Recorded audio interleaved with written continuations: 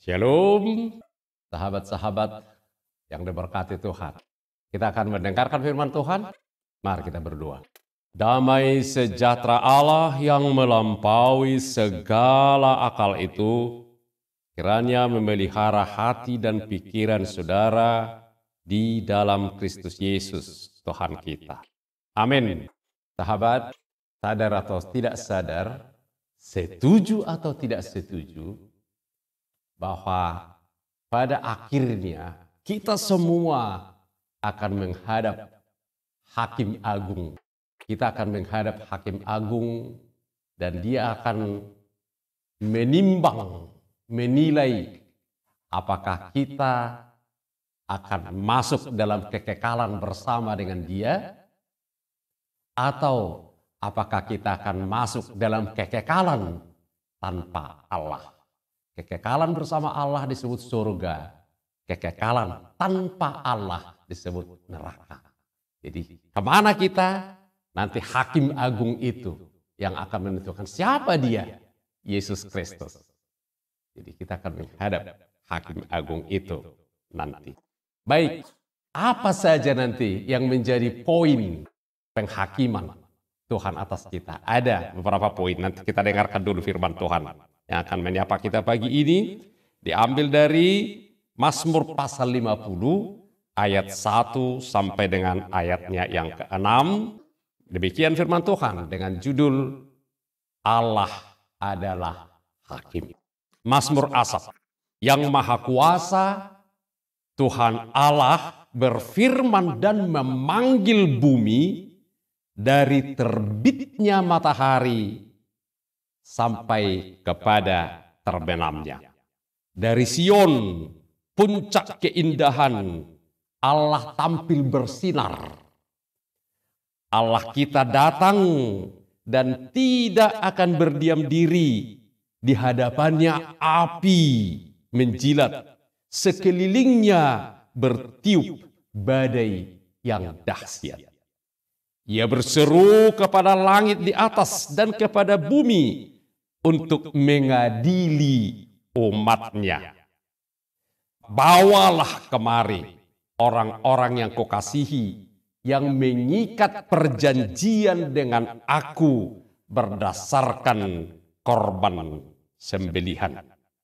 Langit memberitakan keadilannya, sebab Allah sendirilah Hakim.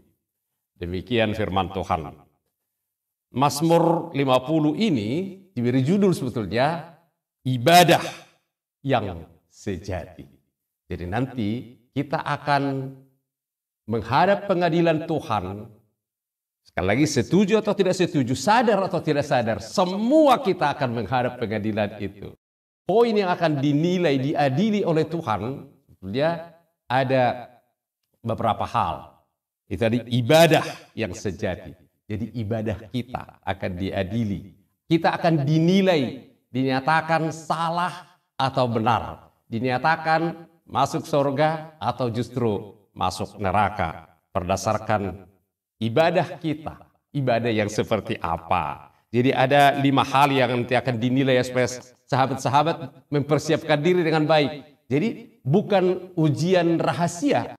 Tapi sejak awal diberitahu, itu dalam Alkitab kita ini, sudah diberitahu apa yang harus kita lakukan, persiapan apa yang perlu kita persiapkan selama sisa hidup ini, agar nanti kita bisa menghadap pengadilan dan dinyatakan masuk ke dalam kekekalan bersama dengan Allah.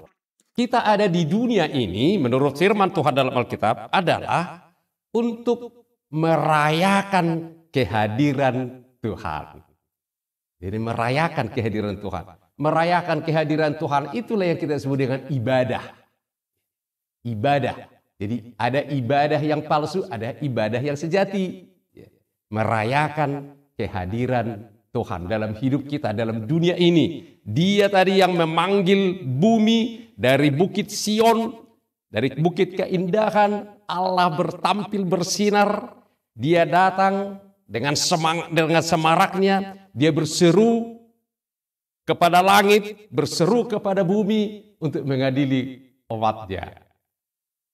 Ibadah kita Yang kedua, kita mempersiapkan diri nanti akan diadili, akan dinilai oleh Tuhan, bagaimana kita mempraktekkan kasih Tuhan.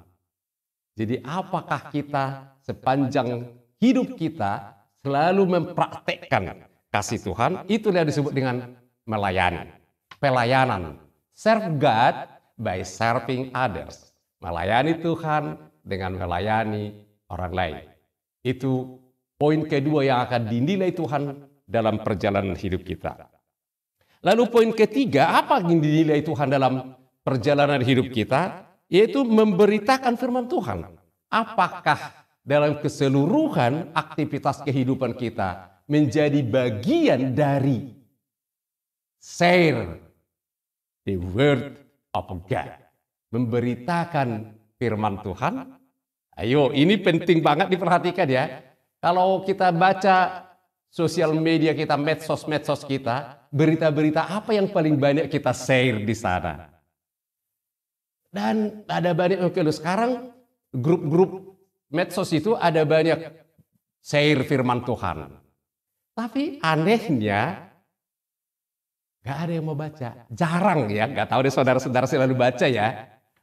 Firman Tuhan yang di-share kepada kita. Ada banyak yang seperti ini berlomba-lomba membagikan firman Tuhan. Setiap ada renungan-renungan, ada segala macam. Apakah kita membacanya? Tapi itulah yang masalahnya penginjilan. Jadi apakah kita menginjil?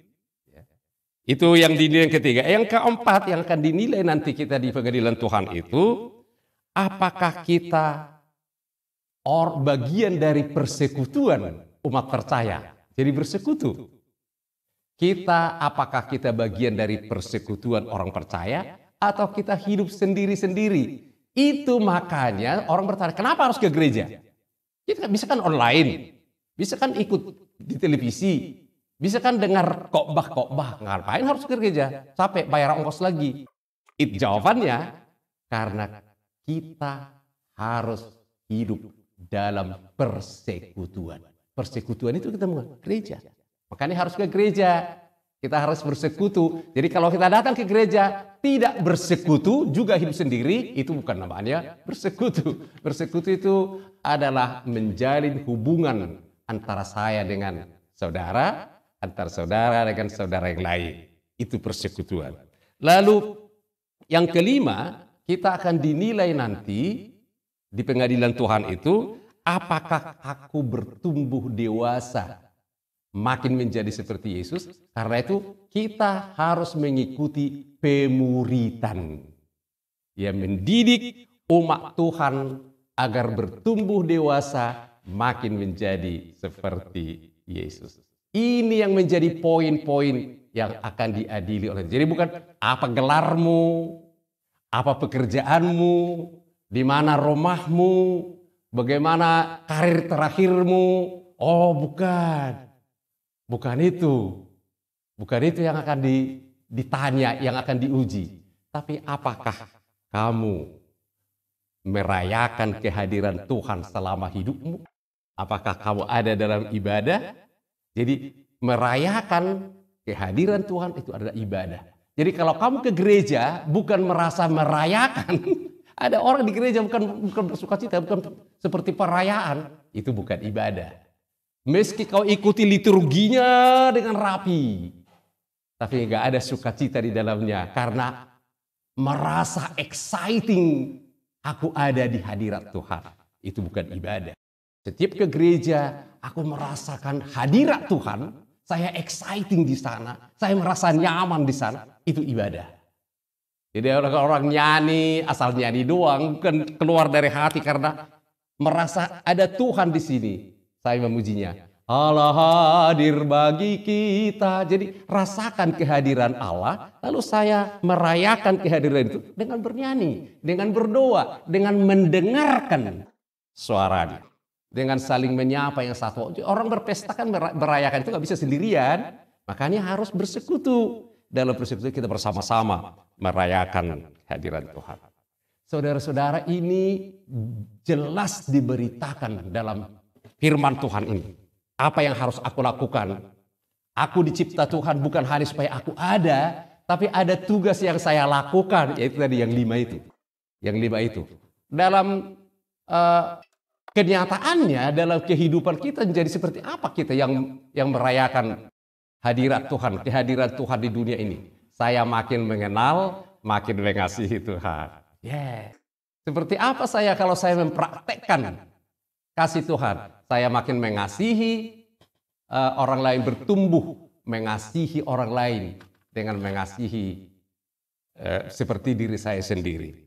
Seperti apa orang yang dididik supaya pemuritan mengikuti pemuritan? Saya bertumbuh, karakter saya bertumbuh, makin menjadi seperti karakter Yesus.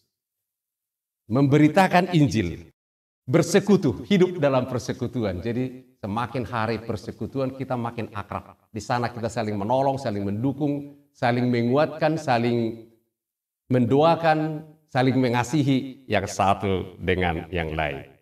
Jadi jangan terkejut nanti, ini pertanyaannya. Bukan berapa kali kamu ke gereja, enggak. Tapi apakah setiap kamu ke gereja, kamu merayakan hadirat Tuhan? Apakah dengan setiap kamu ke gereja, engkau semakin mengenal, semakin mengasihi Tuhan? Makin mengenal ya, bukan hanya tahu nama ya. Mengenal dalam Alkitab itu adalah mempunyai hubungan yang baik.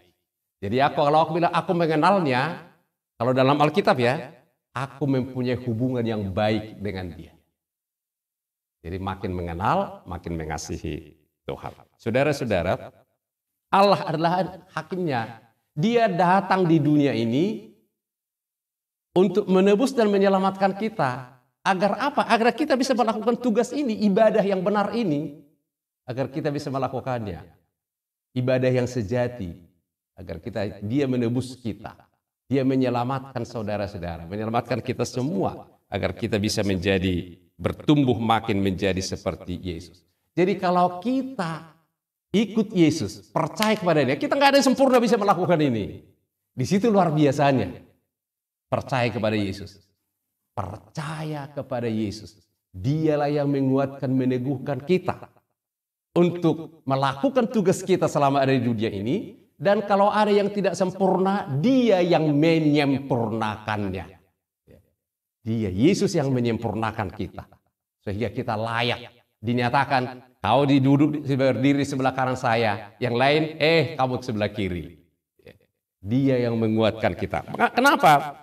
Karena dalam Roma, kita baca dulu ya, Roma 8 ayat 33-34, demikian firman Tuhan. Siapakah yang akan menggugat orang-orang pilihan Allah? Allah yang membenarkan mereka.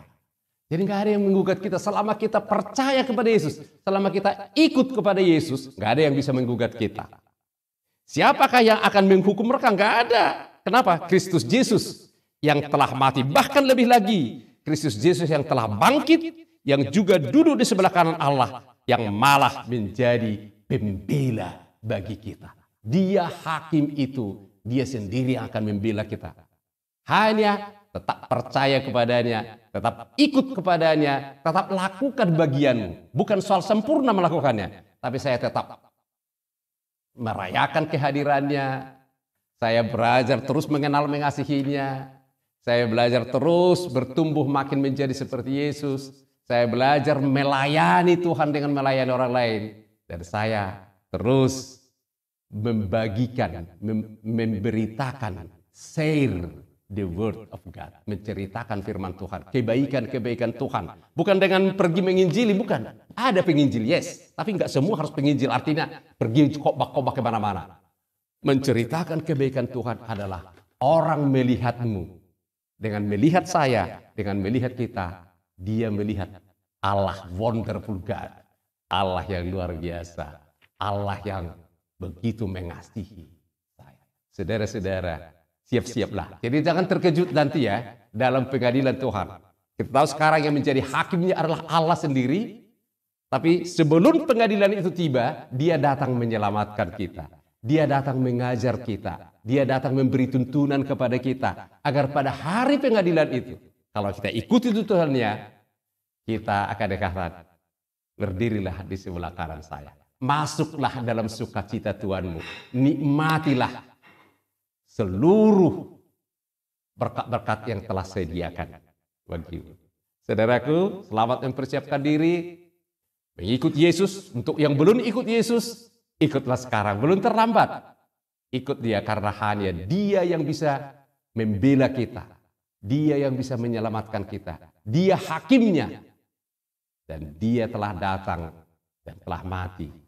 Dia bangkit kembali, menanggung semua hutang dosa kita, agar kita bisa melakukan tugas kita selama di dunia dengan baik, dan pada akhirnya kita masuk dalam kekekalan bersama dengan Dia. Tuhan Yesus memberkati. Amin. Terima kasih Tuhan Yesus untuk firman-Mu yang luar biasa. Torehkan firman-Mu dalam hati kami. Ajar kami Tuhan, bahwa sadar atau tidak sadar, setuju atau tidak setuju, kami akan berhadapan dengan pengadilan-Mu. Dan tidak ada yang bisa mengelak. Tuhan, tapi syukurlah kabar baiknya untuk kami. Sebelum itu tiba, Tuhan telah datang mengajar kami. Tuhan telah datang menyelamatkan kami. Tuhan telah mati di kayu salib, membayar hutang dosa kami, dan bangkit dan menang hidup sampai selama-lamanya, agar kami boleh belajar melaksanakan tugas-tugas kami, mempersiapkan diri masuk kekekalan selama hidup di dunia ini. Tuhan, terima kasih. Engkau melihat, Engkau mengenal setiap orang yang mendengarkan firman ini. Ajar kami semua agar tidak seorang pun di antara kami yang mengabaikan pengadilan-Mu, tapi benar-benar mempersiapkan diri menghadapi itu, dan kami tidak takut karena kami memiliki Allah, hakimnya, yang juga jadi pembela kami. Terpujilah nama Bapa di surga, dalam nama Yesus kami berdoa, bersyukur dan berserah. Amin.